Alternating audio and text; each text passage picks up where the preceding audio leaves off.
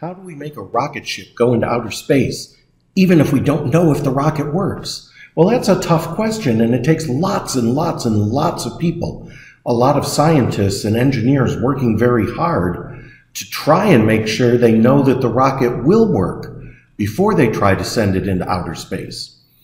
They do this by testing in various pieces. Maybe the rocket ship has a big fuel tank that's attached to it. And you have to make sure that that fuel tank can hold the right amount of fuel and that it won't leak and that it can handle something if it gets struck by lightning, and that maybe your fuel is something that has to be kept really cold. So you test to see that it can be kept really cold. So you have one team of engineers that's working on building that fuel tank and testing it out before it goes to outer space. Then maybe you've got the rocket engines themselves, the ones that, you've probably seen TV of them where they shoot out fire and make the rocket go up. Well, you test those before you attach them to the rocket itself. Maybe you lay those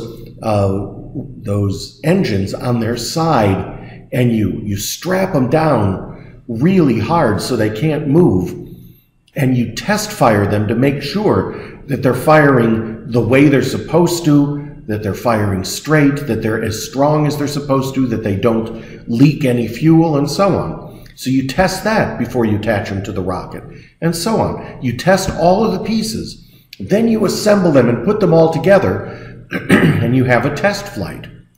And you always do test flights before you ever have people in the rocket. Now, sometimes the rocket will never have people because it's just going to put a satellite in space. But sometimes rockets take people, say, up to the space station.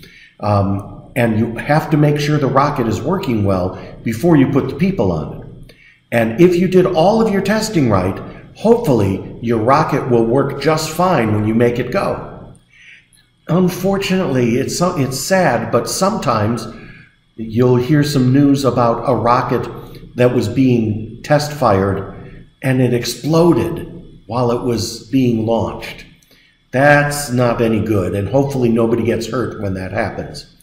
But the answer to how to make sure that doesn't happen is do even more testing. That's an awful lot of work for the scientists and the engineers who work on the space program. Maybe you'll do that someday.